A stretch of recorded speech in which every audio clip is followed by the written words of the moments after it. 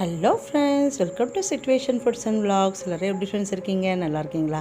இன்றைக்கி நம்ம என்ன வீடியோ பார்க்க போகிறோம் அப்படின்னு பார்த்தீங்கன்னா, ஆடி அமாவாசை 2024 இந்த படையலை நான் எப்படி செஞ்சேன் அப்படின்றது தான் இந்த வீடியோவில் நம்ம பார்க்க போகிறோம். வீடியோவை ஸ்கிப் பண்ணாமல் ஃபுல்லாக பாருங்கள். வாங்க வீடியோக்குள்ளே போகலாம். இந்த வீடியோ வந்து பார்த்திங்கன்னா ஆடி அமாவாசைக்கு எடுத்த வீடியோ தான் இது. நான் ஆடி அமாவாசைக்கு படைக்கிறதுக்கு என்னென்னலாம் ரெடி பண்ணி வச்சுருக்கேன்னு பார்த்தீங்கன்னா, வெத்தலைப்பாக்கு, வாழைப்பழம், தேங்காய் உடைக்கணும் கண்டிப்பாக, அதோட பூ எல்லாமே எடுத்து வச்சுருக்கேன். எப்பயுமே ஆடி அமாவாசைக்கு தேங்காய் உடைக்கணும். ஆடி அமாவாசை, தை அமாவாசை, மகாளி அமாவாசை, இந்த 3 அமாவாசைக்கும் தேங்காய் உடைச்சி தான் படைக்கணும். அதோடு நான் அகல் விளக்கு தான் எடுத்திருக்கேன். விளக்கு இப்போ நம்ம ஏற்ற போகிறோம். எப்பயுமே பார்த்திங்கன்னா ஆடியில் வர அந்த அமாவாசைக்கு ரொம்ப சிறப்புகள் அதிகம். அதனால தான் இந்த ஆடி அமாவாசையை மட்டும் யாருமே மிஸ் பண்ணவே மாட்டாங்க. அன்னைய நாள் முன்னோர்களுக்கு படையல் செய்கிறத வாடிக்கையாக வச்சுருப்பாங்க.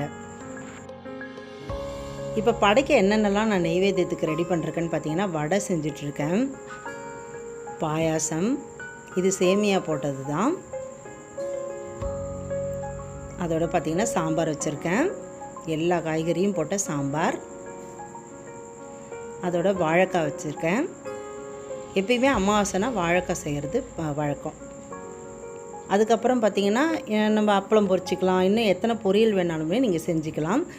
எப்பயுமே விளக்கு ஏற்றிட்டு தான் இலை போடணும். விளக்கு ஏற்றிட்டு இலை போட்டுட்டு எல்லா சாப்பாடையும் நம்ம பரிமாறிட்டு அதுக்கப்புறம் நம்ம பூஜை பண்ண வேண்டியது தான். பூஜை யார் பண்ணுறது அப்படின்னு பார்த்திங்கன்னா, தாய் தகப்பனை இழந்த பிள்ளைகள், கணவரை இழந்த மனைவி, இவங்க தான் பூஜையை பண்ணணும். வேறு நம்ம சுமங்கலி பெண்களாக நம்ம இருக்கோன்னா நம்மலாம் அதை செய்யக்கூடாது.